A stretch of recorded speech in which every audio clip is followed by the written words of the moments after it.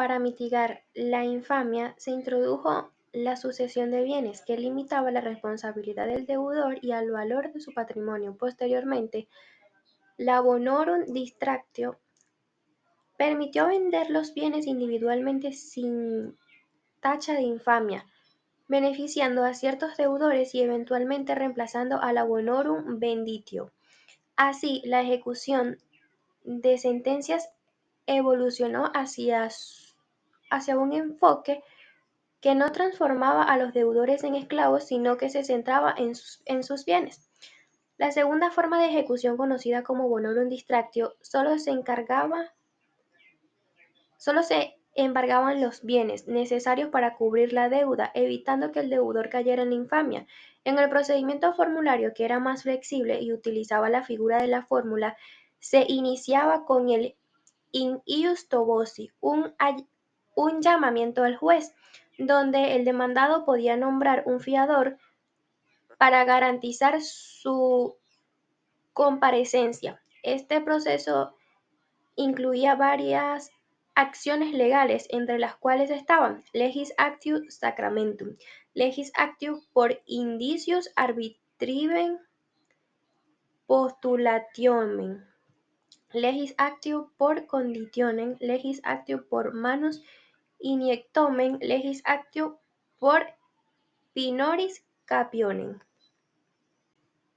Procedimientos especiales. Procedimiento en latinatia o ausencia. Tenía lugar cuando los bienes de una persona habían sido usurpados por otro, contra el cual no le fue posible intentar acción o defensa debido a que se hallaba prisionero de guerra o ausente por negocios públicos.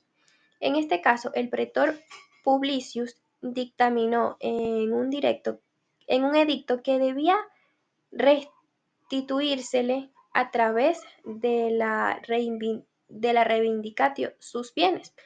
La acción para rescindir creada por este edicto pretorio se hallaba en consecuencia basada sobre la fitio, por cuanto la usucapión contra al ausente no fue cumplida.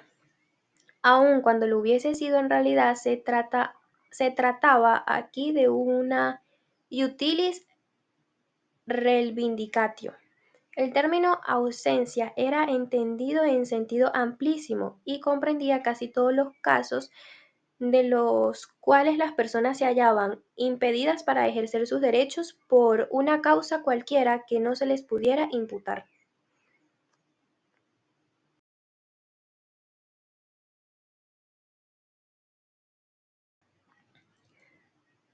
Procedimiento arbitral en derecho romano clásico. Se permitía resolver controversias patrimoniales mediante un árbitro, sin intervención de magistrados. Se establecía a través de un compromisum donde las partes acordaban cumplir el laudo arbitral, y un receptum arbitril, que era el compromiso del árbitro de decidir la controversia. El laudo, que no daba lugar a un actio iudicati, sino a acciones específicas contra las partes, si no cumplía con el fallo. Además, el árbitro podía ser demandado si se negaba a emitir su decisión. Episcopalis audientia. Surge como una práctica cristiana para someter controversias al juicio de un obispo, reconocida oficialmente por el emperador Constantino en 318 después de Cristo.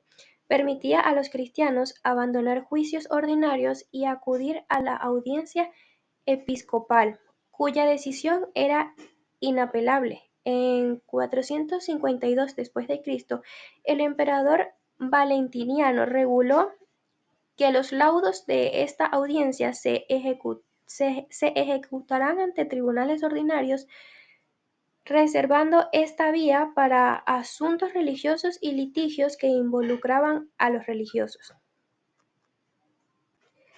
Estipulaciones pretorias.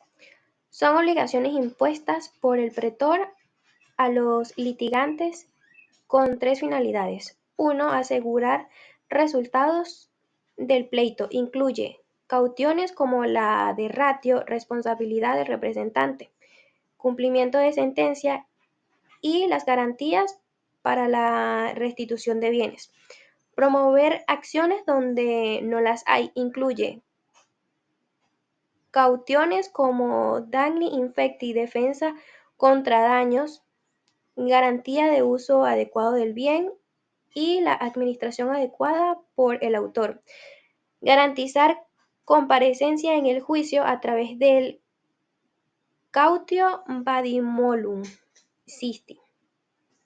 Minciones imposiciones, actos del pretor que otorgan posesión de bienes a personas a diversas situaciones, indefensos, autores fraudulentos, herederos presuntos.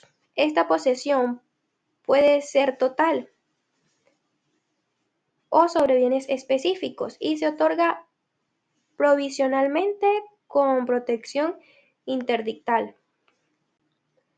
Procedimiento cognitorio. El procedimiento cognitorio, también conocido como cognitio extra ordinem, se caracteriza por la intervención activa del juez como representante del emperador. A diferencia de los sistemas procesales anteriores donde la intervención del poder público era mínima, este sistema introducido por Augusto se consolidó en el periodo posclásico y se convirtió en el régimen procesal del derecho justiniano, coexistiendo con el procedimiento por fórmula hasta su supresión en 342 después de Cristo. Sus características principales son la intervención de jueces públicos en lugar de jueces privados, eliminación de la biparticipación del proceso en instancias in iure e in indicio, mayor arbitrio del juez para adaptar el proceso a las circunstancias, citación oficial de demanda que daba lugar a un procedimiento contumacial por incomparencia. Notificación y comparecencia. El procedimiento cognitorio reemplazó las formas privadas de citación con notificaciones oficiales, que evolucionaron hacia la itis denunciatio bajo Constantino.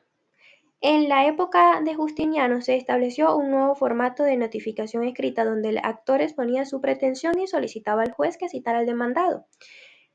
En este momento del proceso, el magistrado evaluaba el documento presentado, pudiendo rechazarlo si la pretensión era improcedente o admitirlo si era conforme al derecho. Si se admitía, se notificaba al demandado a través del executor y se le citaba a comparecer en una fecha específica.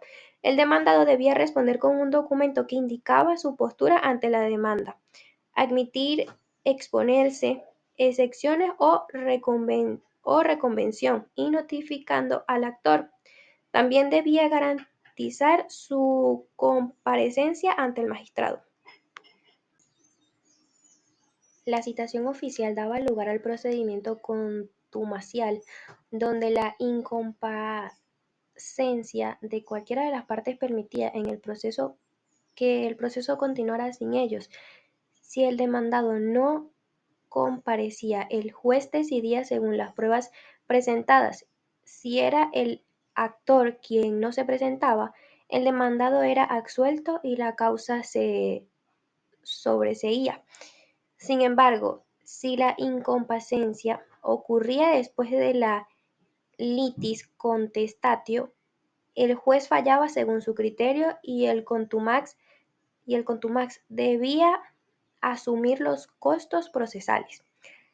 La itis contestatio, que antes definía los términos de la contienda, perdió su función original en el procedimiento cognitorio, convirtiéndose en el acto que formalizaba la cuestión litigiosa cuando el demandante expone sus pretensiones y el demandado responde. La litis contestatio ya no consume la acción, es solo la etapa del juicio que se produce en el primer debate contradictorio que sostienen los litigantes ante el juez, considerándose que desde entonces existe verdadera cuestión en litigio. Era el punto de partida para contar el plazo de 3 años que se fijaba como duración máxima del pleito, de manera que si no se concluía en dicho tiempo se producía caducidad y quedaba sin efecto los actos procesales cumplidos. En el régimen procesal de la cognitio extra ordinem, la sentencia del juez se consideraba una orden de autoridad pública y se dictaba por escrito, siendo leída en audiencia pública. Se diferenciaban las sentencias definitivas que ponían fin al litigio de las resoluciones de trámite. A diferencia del procedimiento formulario, la condena no era necesariamente pecuniaria. El juez podía ordenar la entrega, restitución o exhibición de la cosa reclamada.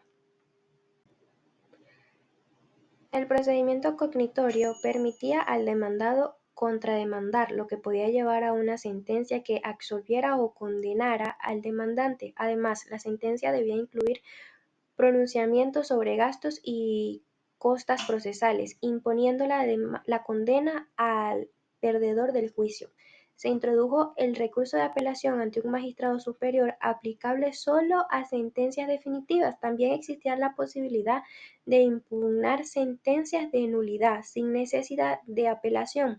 Los efectos de la sentencia eran similares a los del sistema de fórmulas, con autoridad de cosa juzgada y ejecución mediante actio iudicati, aunque esta perdió autonomía y se integró en el proceso general. La condena podía referirse a la cosa misma o solo a cosas excepcionales. Se permitía un juicio posterior para determinar su certeza. Si la acción demandaba un facere o non facere y el juez no podía condenar directamente, debía valorar la prestación en dinero. La ejecución en el proceso cognitorio estaba respaldada por la fuerza pública, permitiendo a funcionarios judiciales tomar bienes del condenado si estos eran ocultados. El deudor podía ser encarcelado hasta que pagara su valor. Desde Teodosio II, esto se realizaba en cárceles públicas para condenas monetarias. El actor podía tomar bienes del demandado como prenda, que se vendían en subastas si no eran rescatados en 2 meses. También existía un procedimiento de ejecución concursal llamado distractio bonorum, aunque la bonorum venditio y sus efectos severos ya habían desaparecido.